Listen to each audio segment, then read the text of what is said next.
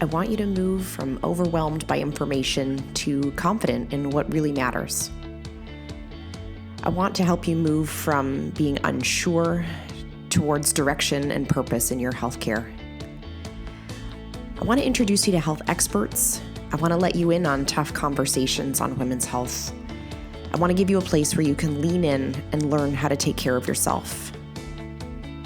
Let's transform your health. Let's get clear on your goals. This is Women's Health Unplugged. I'm your host, Dr. Jordan Robertson, naturopathic doctor.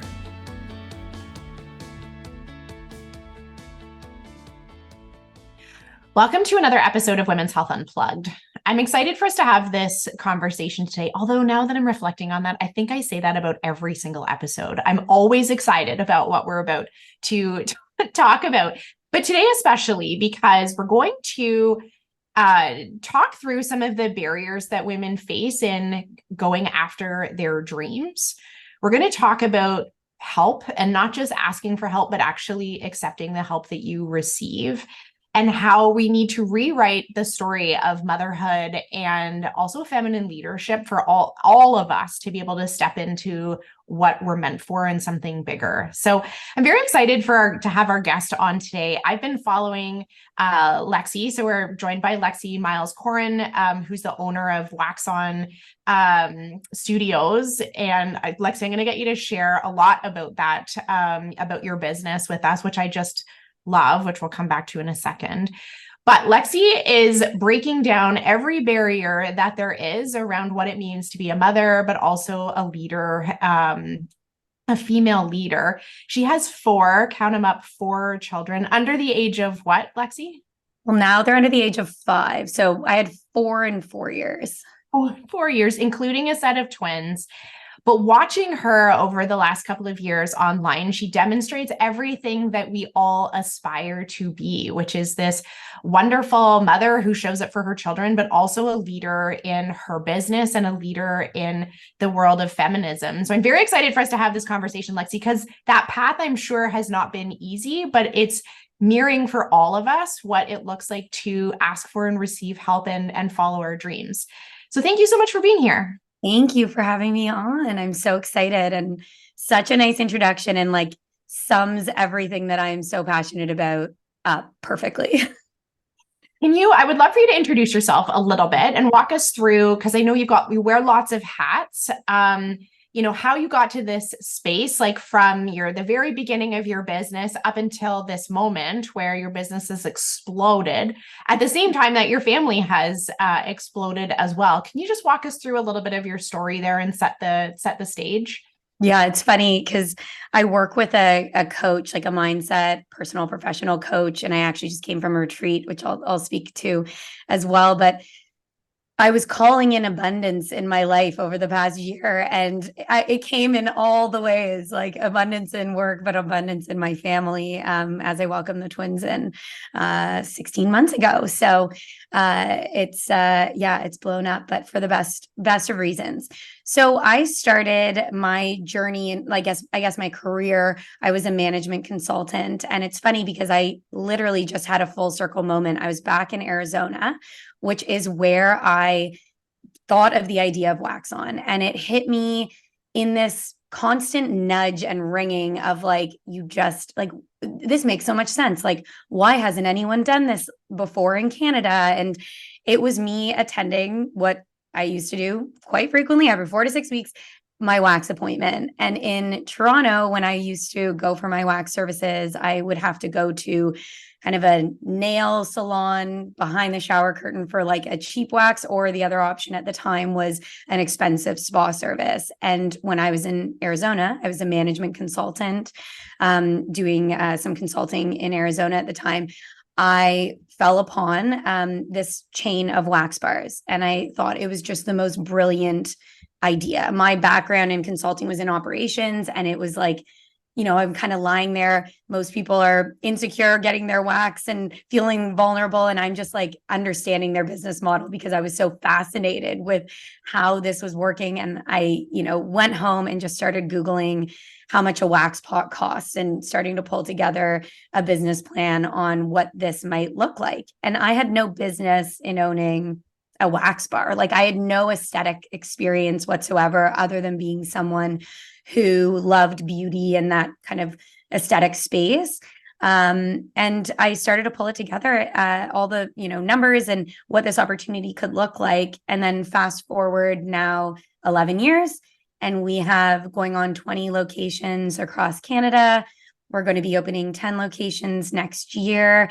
And we are growing. And the best part of it is we're growing with female owners. So every new location and a female brand, like every new location we open means more women in careers in aesthetics. So we hire all female waxologists and our guest services and managers. And then also the owners of each location are also women. So I'm seeing very clearly now why I was like meant to be a founder and owner of this type of business model, because I just love every day that I get to work with such passionate women in the space.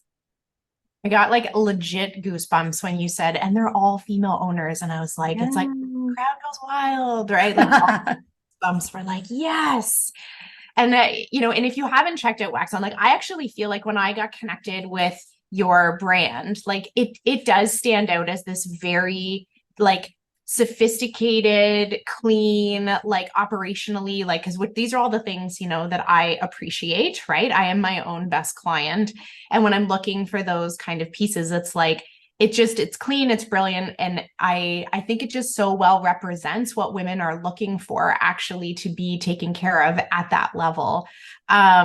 And I think, to then when I watch the women who are stepping into leadership, like under your wing, it's just so remarkable to watch those women like cut the ribbon on the front of their stores, and how, what a gift that is that your organization has been able to support those women in pursuing their dreams of ownership and business. Like how have you felt that experience, like transition as like going from like a female owner of a business to actually you're helping support so many other women own their businesses? Yeah, it's my favorite part of my job. I get to speak every day with prospective franchise partners. So people who want to own a WAXON, and they're all women. Like every single call I have is female. And it's not because we only ask for women, but it's what we're attracting. And I love that. I was just in Ottawa for our location that we just opened there. And our franchise partner that owns that location is so inspiring. Her story is she grew up in Saudi Arabia, and she never in her wildest dreams at the time, when she wasn't even able to sit with the men in her family when they'd go out for dinners. She had to have permission from a man to do pretty much anything in her childhood life. She never imagined she would own her own business. And fast forward, she lived in Dubai until very recently, only a couple of years ago, did she then move with her family to Ottawa.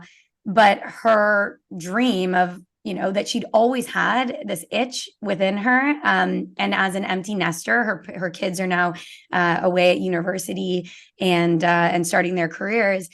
Did she think, I'm going to do something for myself, and happened to open up Instagram, happened to have seen us, and she had been to our locations in Toronto for services as a client, and happened to see us asking for franchise partners in Ottawa, and just reached out. Like she moved on this nudge, she reached out, and now fast forward a year later, she's opening the doors and she owns her own business. And like, that is the stuff that just lights me up. Like that is why I'm doing what I'm doing every day. And it's, something that with franchising, I was really nervous to start a franchise business. I own 6 corporate owned locations. So that means like I've invested in them, I've opened them, I run them with my team.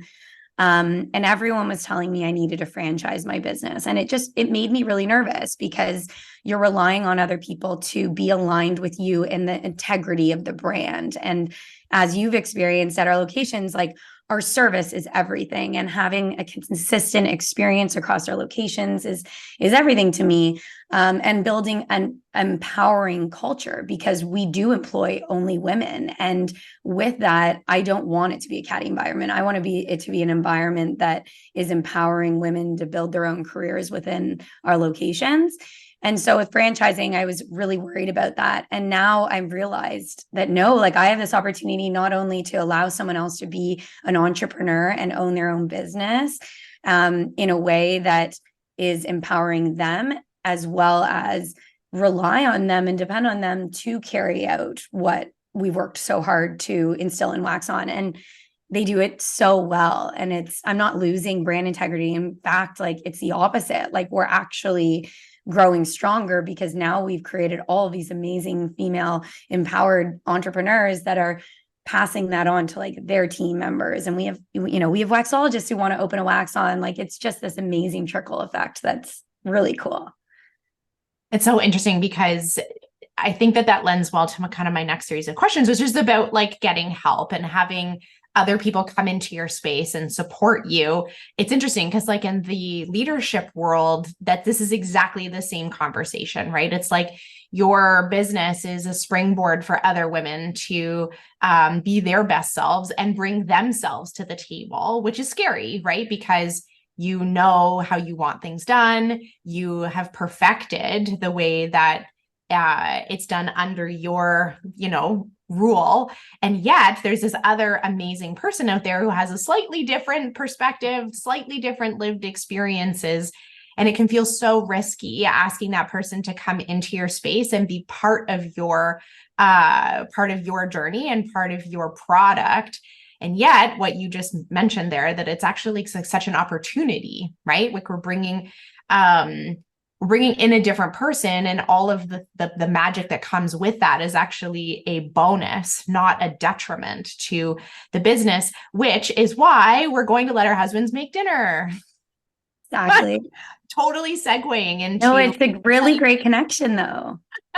But it's like that same thought, right? It's funny, when I was driving to work this morning, knowing that we were having this conversation, I was thinking about all the things you have to let go as a woman when you start to ask for help. And a lot of it has to do with like how things turn out.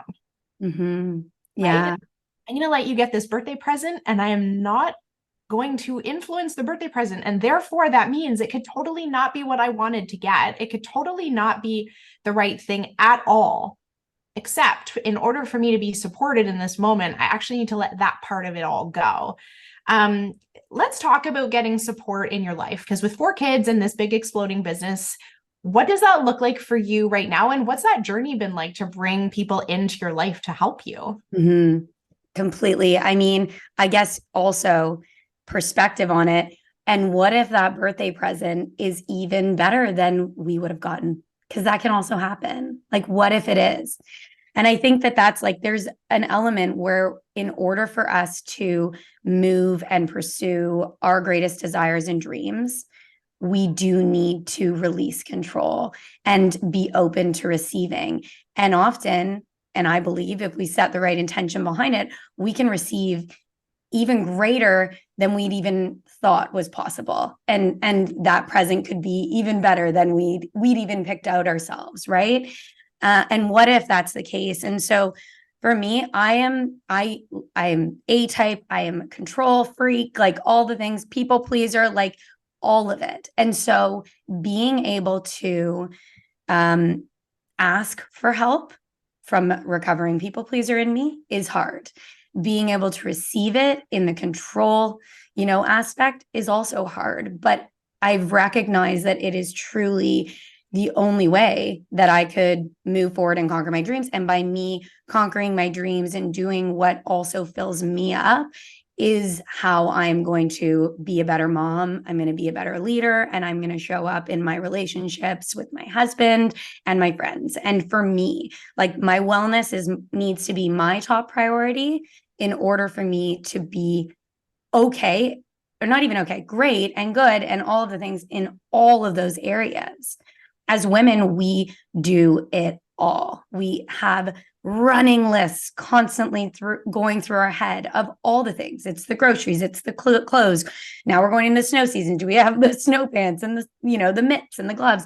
And then there's a whole category of work stuff going on. It's like, and then it's you and your fitness and your well-being and all the things that like fill you up every day. That is so much. We cannot do it on our own. And one of the things that I really wanted to highlight, and I wrote an article for Today's Parent, and it literally, like, the heading is, I have 2 nannies, and I want, I can't remember the exact words, but like basically, and I'm not ashamed to share about it because I want to destigmatize this, I guess it's like this shield that women have, that we are doing it all and that we don't receive help and that we can do it and we're okay and it's fine. Like, I'm all good, but really we are doing ourselves a disservice because what we're doing is we're putting ourselves last, and that results in burnout, and that results us showing up in not our best self kind of way.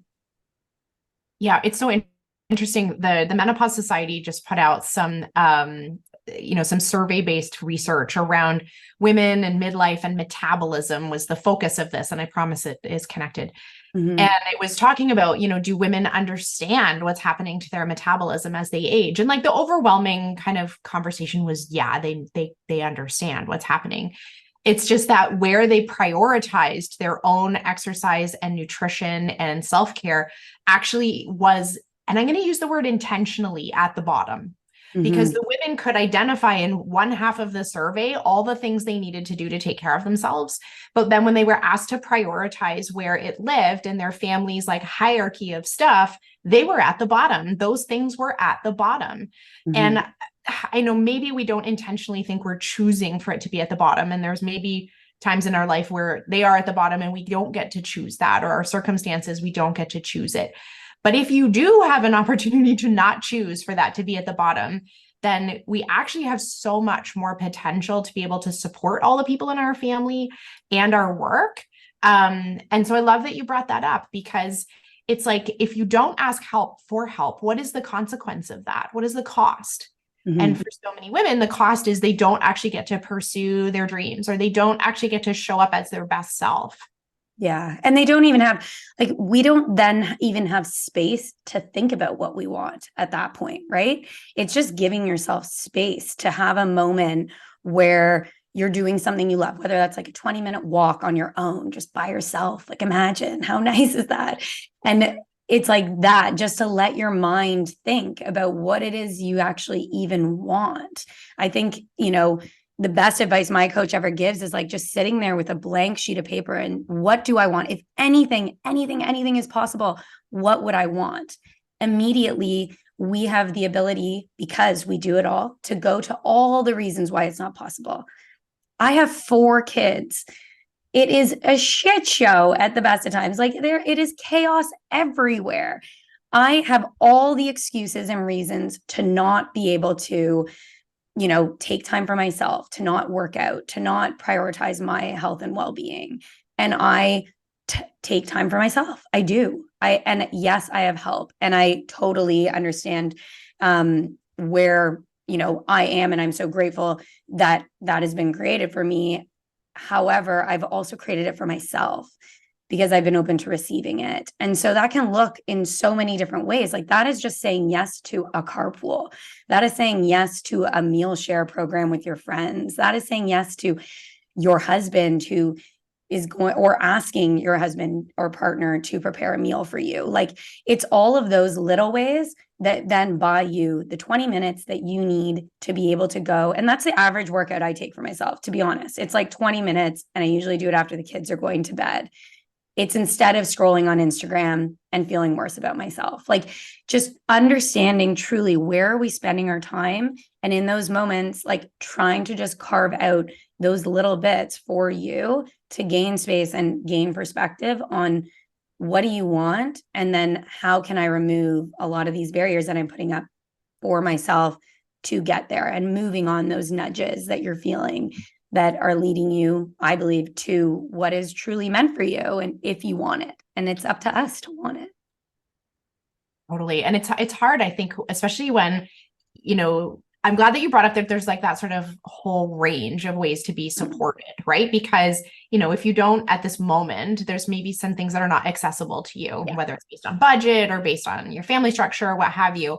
But that doesn't mean that you can't have some support, right? Or have say yes to something that alleviates even just that small, maybe emotional baggage that you're carrying around that is preventing you from being able to have that free form thought to even think about what you want next. You're right. It's so common. When I'm working with women where I'm like, well, what would feeling good feel like for you? And they're like, oh, I've never even thought of it. Like it's not even on my radar what feeling my best would feel like. And I truly think it's because, we're squished down by all of these, responsibilities and putting ourselves so low on that priority list that we can't even dream about what it would be like to feel great.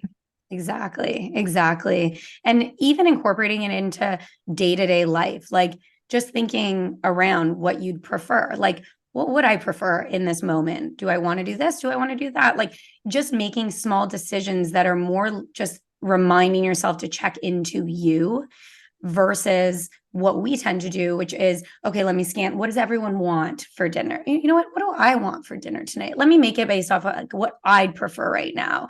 It's just like those little things of checking in with yourself, understanding where are you cycling like judgments through our mind. We judge ourselves as women constantly. It's like a constant reel. We are our worst critic. And I believe like our deepest desires lie underneath our judgments. And so we're not willing to even ask something because we're judging ourselves on what the other person is thinking about us for asking. We need to start to check in with ourselves and say like, okay, I'm judging myself on this, like, how am I reframing that into something positive about me instead of sitting again, we're on Instagram and you're like, well, I'm not as good a mom as this person. And I'm not as, good as whatever, like partner in these areas. No, why don't we reframe that in how we're showing up for our kids and how we're showing up for ourselves in replacing all those judgments with more positive self-talk. And that I believe is like the beginning to being able to truly understand what we desire, because we can't understand what we desire if we don't even know what we want, because we're judging ourselves all the time that we don't even deserve it. And that's the receiving part that you're speaking to, like really, truly understanding and then receiving in all the ways, like receiving, just saying, someone reaching out and saying, oh, I'd love to drop off, blah, blah, blah, blah, blah. No, don't worry about it. I'm fine. It's okay. Oh, sure. Great. Would love that. Don't deflect the help. Like just open yourselves. It doesn't mean we're any less of a person or a mom because we're receiving help, Totally. And even I had this experience like just yesterday where I was texting with a friend and, I said something about like how I was feeling like it was just having one of those like days or weeks where you're just like, I'm just going to cry about everything. And I don't know why, amazing. like actual thing, but I'm just going to cry about all the things. And she said, I'm here for you if you ever want to talk on the phone. And I was like, thanks, heart emoji. And then I'm like, I was driving and so then I was like, wait, why won't I just like say, can you call me right now? Right. And I like voice texted her back. I'm like, I'm in the car for 50 minutes. And she called me right away. And I was like, this was such a good reminder that, people will offer these things. And she wasn't saying it just to like, give me this like lip service, like, oh, I would talk if you wanted, but she didn't actually want to talk. Like she legitimately was like, hey, if you need to talk on the phone, like we can talk on the phone. But I had this like moment where I almost didn't take her up on it because it feels like this like interaction that we have where we offer each other help and then nobody actually takes it. And then it's okay, right? Like, thanks for thinking of me. She was right there. And so I received the help. We did not get to the root of why I wanted to cry about everything, but that's fine. But I felt so much better afterwards. But it was such a good reminder that I'm like, why wouldn't I just say that always? Like, yes, let's do it now. I have a friend who I ask her, obviously, like when I see her, I actually saw her this morning. I say, how are you? And everyone says the same thing typically, right? It's like, good, I'm good, I'm great, whatever, like good, great. She is my only friend who, when you ask her, how are you? She'll take a minute. You see her, like she'll check in and she'll be like, I'm doing okay. here's why. Or like, I'm good, however, or I'm great, and here's why. But like, she actually takes the minute to think, how am I doing? Like, actually taking that at face value. It is a question. And we just in that, like, same way as you saying, you know what, I'm going to take her up on that help. It's like, oh, actually, I'm going to take this as a moment to actually check in and answer to my dear friend here who is genuinely interested in how I'm doing, how I'm actually doing. And that opens you up to receiving help, to having a conversation about something that might be on your mind. Like, taking those moments even is something I think we take for granted. 100%. I would love to hear, just based on like your work life and your family life, like what are some of those small ways that you are receiving help, like that you're being helped and that you are like so happy to receive it? I always love hearing people's examples of that because they're so real life, right? I just was, we just were recording another episode where I was talking about how my husband empties my lunch containers for me because I physically cannot do it myself, first of all. And if I didn't, then I would just never make my lunch because there would just be this pile in the corner of all of our Tupperware and it would never, ever, ever get cleaned. And as I was talking about that, I'm like, this is actually such a good example of where I need support. And it's just the smallest action. It doesn't cost anything. And yet it's tremendously valuable for me in my life. What are your examples of those pieces where you're being supported right now? Yeah, I mean, speaking of partners, I feel very fortunate. Like, I found myself, a 50-50. We're in it. We split everything in terms of responsibilities. And he, without even questioning, I just went on a week-long retreat and he stepped up in every way and has not complained for 1 second, to me about it. And it makes such a difference because he knows I need that space and that as a result, I come back a stronger version of myself. And we were talking about this right before we started, like, but 1,000,000%, like, full mom guilt in effect, essentially me trying to work through it the entire time that I was away. But that was a huge act of receiving help for me because I originally booked the trip for half the amount of time because I didn't think it was possible. And my coach pushed me and was like, why not? Like, why can't you create this for yourself? And I was like, to be away for a week, like, that is too long. Like, I don't even know, how would I get the help? How would I figure it out? And she challenged me to just take the step towards it and allow the rest to figure itself out. And I booked myself in this week-long retreat before I even had any idea how it was going to turn out. Like, how was I going to be able to make this possible? And sure enough, my mother-in-law flew in, supported my husband, and we have support on our nannies. So it was covered. And did I feel really bad and have to like constantly be convincing myself why this was okay? Yes. But again, like, I gained so much perspective that I know is going to benefit my kids and my whole family in the long run. And most importantly, myself, because I was really run down. Like, I was at a very low part for me, and that takes a lot to get to. So, but yeah, I think receiving and your example of the containers is so perfect because there are so many little things that we can do. And how can we start to recognize those little things that might already be done for us that we don't even realize, and then do more of them, right? So like, the things that are a big pain in the ass that we just don't enjoy doing, that maybe if we could have that conversation with our partner, we could, get on the same page and that could be done for us. Also, I'm a big believer in just planning things out and being very clear.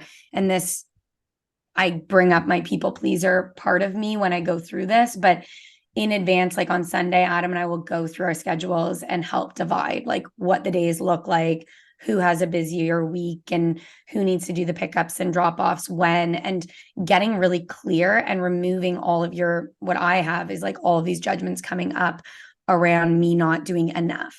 So if I clear that out right at the beginning of the week on like dividing and conquering with the kids, I can then ease my mind for the rest of the week, that I'm not having to manage the schedule day to day. Like I have it done and it's set and I'm okay with it.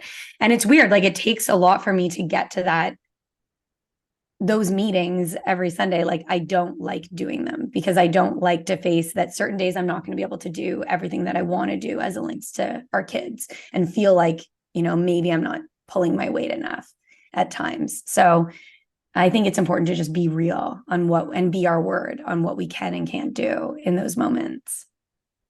I love the example that you just gave there about the retreat, because it's funny, because if something like happened suddenly to a woman, and she like had to act, right? And she had to like figure shit out. I have like high confidence that she'd be able to do it, right? Like women get shit done. If something happens out of the blue and she has to figure out how are they going to get dinner and who's going to pick up my kids and how I'm going to get myself there. But choosing the destination and saying, I'm going to go away for a week, right? Meanwhile, if we said like, okay, you've got 30 minutes and we're taking you away for a whole week from your family, what are you going to do? She'd figure it out. Yeah. Yeah. But when we say, what do you want for yourself? Right? Like, what do you dream? What do you desire? What if you like went away for a whole week? She'd be like, oh, I can't do that. I could never figure that out. But she could if we put her on the spot, right? Like, and if you had to figure something out, you would figure it out. Yeah. But it's the choosing part that's the difficult part, not the figuring it out. It's like choosing to put yourself first, choosing to have to figure it out is the hard part, actually. It is. And that's my coach is brilliant. So she put me in that place. She was like, I'm not available for you, only coming for half of it. You're coming. So we're booking you in. And I booked it. And I legitimately had no idea how I was going to get the crew and everyone on board.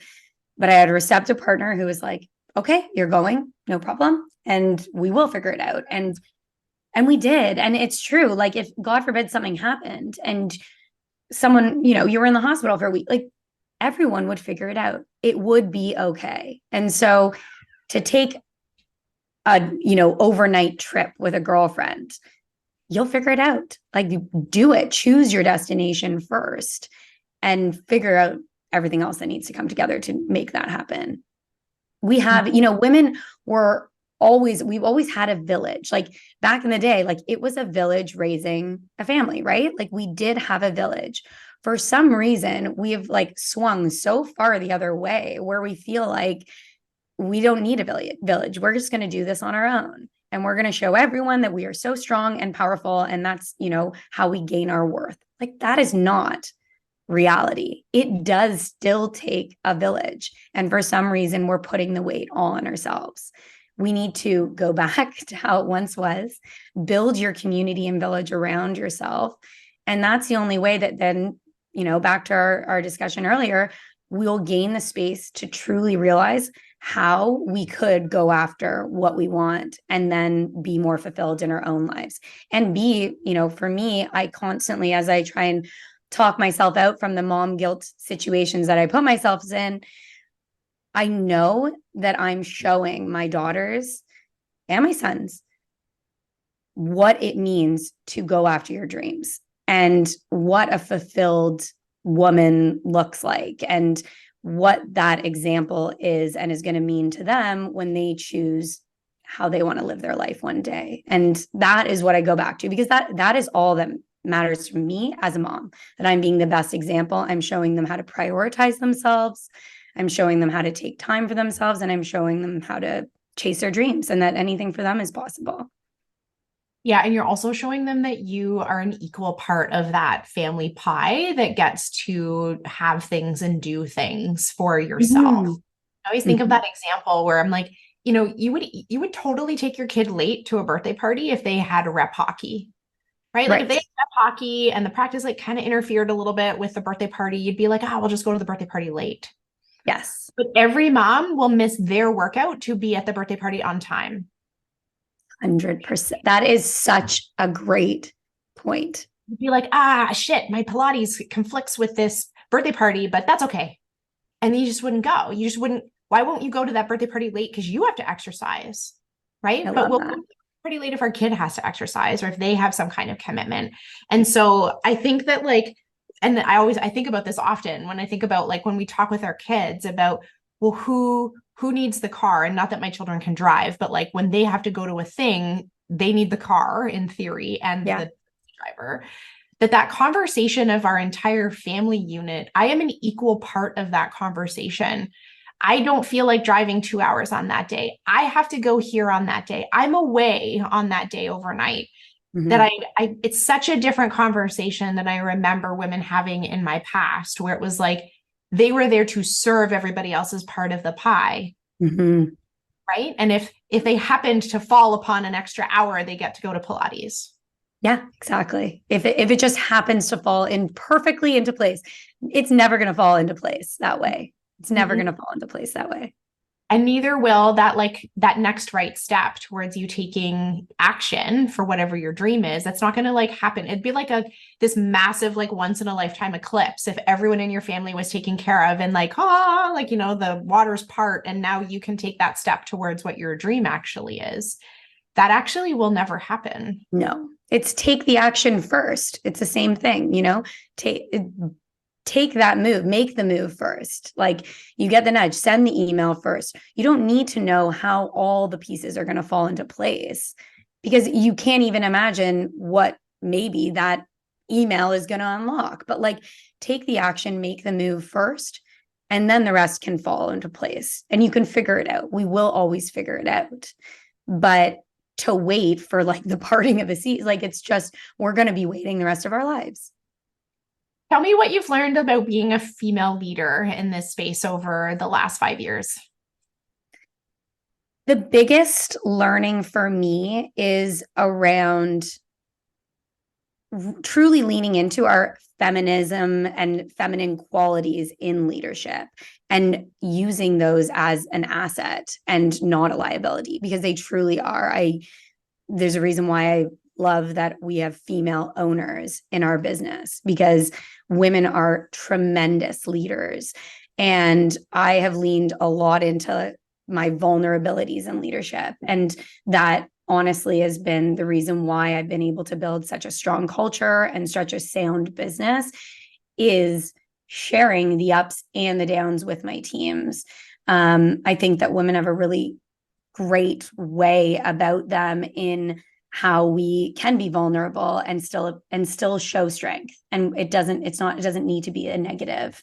And that empathy that we naturally have is super effective in being a tremendous leader and motivating others to accomplish their goals around you. And so I've really leaned into how I lead vulnerably and bringing my team along the path with me. I used to try and shield them from the challenging times. So everything seemed great and we're all good, but that doesn't get the glue of the team together. The glue comes from them seeing in COVID when we were closed for 322 days. Was I absolutely committed to getting out of that with not one location closing? 100%. But was I sharing that I had no idea how the hell we were going to do it? Also, yes. And it glued us together in a way that is very different from just kind of surface level leadership.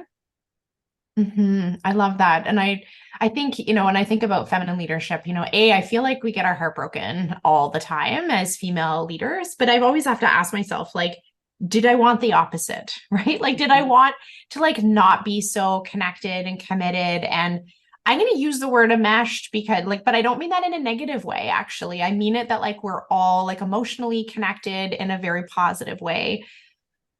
Did I want the opposite of that? Like, I don't think so. Right. No. I don't think that I want to like have my closed office door that like no one ever gets to bring me any of their challenges, or that I'm not going to like lean into them and invest in them so heavily that then if they leave, like, no big deal, like another one bites the dust. I'm just not willing to show up like that. But the consequence of that means that you are connected, right? And it is vulnerable and it is different than maybe we've watched like other leaders in the past, right? That were these kind of like untouchable people that we didn't have that level of connection with. So I love talking about this idea around feminine leadership because I also think it brings out the best in all the people. I agree completely. I think the deeper the commitment and the deeper the relationship, and then the deeper the heartbreak, if things don't go as planned, the greater the growth. I think that we would experience greater growth than someone who wasn't in it so deep, and that's what the path's all about, right? Like, it's about looking back and connecting the dots, as Steve Jobs said, like, you can only connect the dots looking back. And when you're in it, you're in it. And I think that we have these opportunities as female leaders who go in deep, and therefore, like 100% getting your heart broken is part of the job. But I wouldn't have it in any other way either. And I think that we grow so much greater because of that and the learnings that come from it, the second time around and the third time and the fourth time.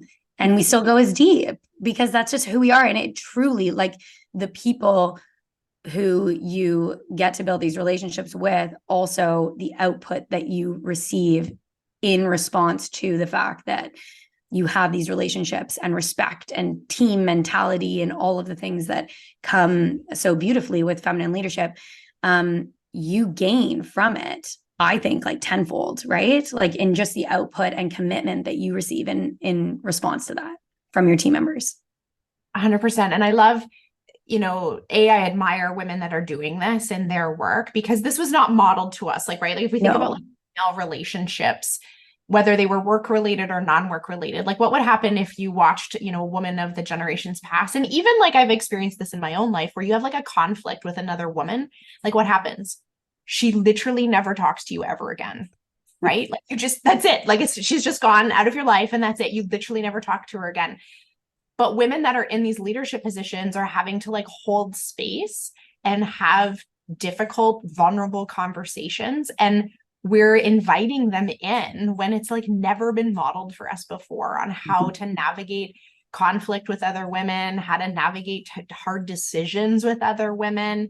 And so I always respect that. And when I see that in other women, I'm like, yes, I want to hear more about her. I want to hear what this is like for her, because this was not I think it's intuitive to us. It was not modeled to us. Agree.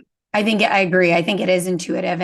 And linking back to franchising, like, franchising is traditionally a boys' club, and it's synonymous with growth. It's like, oh, how are you going to grow your business? Oh, I'm just going to franchise.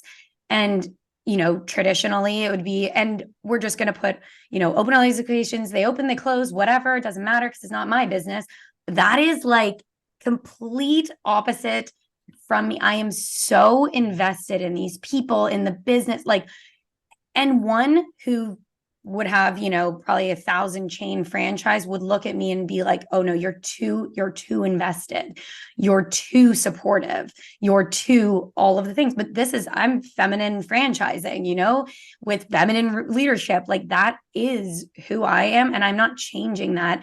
And I believe that my locations and my franchise partners are going to be far more successful because of it, because I am so, like, their success is my success. And I truly believe that. And we're in it together.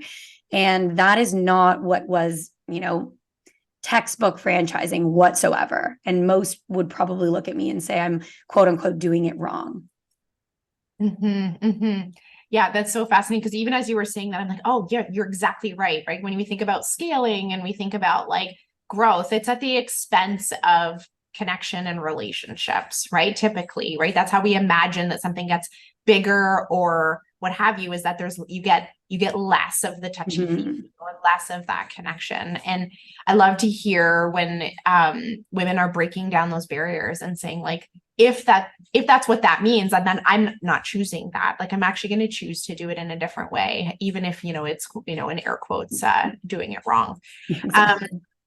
What's next for you, Lexi? Like, I'm curious to hear, like, what do you see happening for you over the next 5 years? Yeah, I mean, I always say WAXON world domination. Like, we're in a really great place from a growth perspective. And as you can see, I'm super passionate about the path that we're taking to grow. And then for me, like, I love doing this stuff as well. We have our podcast that you've been on, such an amazing episode that you came on for with Nikki and I, called We Go There. And so that and continuing to kind of lean into more conversations around women and how, really building confidence. Like my ethos of me is, how do I continue to help women build confidence, wealth, and independence? And that's in all the ways kind of what I stand for. And so continue to have, more of these types of conversations. I have a product line called South, and it's an intimate skincare line. And, we've developed and sold to WAXON and exclusively in WAXON locations right now. So just leaning into all of those areas and allowing them to unfold, and excited to continue to have, platforms like this to share my advice and learnings, because I think it's the best way for others to learn is from our mistakes and learnings that we've come across as I've been growing this business, and kind of being an example for that. So I really appreciate that. I always feel like, it's interesting, like the women that you admire, right, out there, whether it's on, and I'm not talking about the filtered women that are talking about, like the women that you truly like admire or aspire to be like, are often they're doing hard things, right? That you can be quite encouraged by if you hang out with them long enough. That I think you can have that rub off on you, but it also is very messy behind them, right? That's not a little Zoom screen. It's kind of a disaster off camera. Totally. And being able to like open that up and share that experience, I think is so inspiring, because it reminds people that they don't have to be ready. They just have to move forward. Exactly. Like, I am such a believer. I've mentioned, moving on those nudges, and I'm a big go with your gut type person. Every time I've gone against it has not served me well. And that's another piece of women. Like, we are such intuitive beings. And if we can provide ourselves a little space and then just lean into that nudge that comes to you, it might not even make any sense. I reached out to this founder of a company called Sulafast, and she's a female founder. She was a stay-at-home mom until she was 40, and then moved on her nudge and built this amazing business called Sulafast. And I went for a service, and I just had this feeling. I was like, I gotta reach out to her. So I DM'd her on Instagram. Fast forward 1 year to almost to the day, and we have 2 Sulafast locations in WAXON. And it's, some might see it as being a competitive business. It's a facial concept. So it's kind of like almost a workout for your face. It's amazing.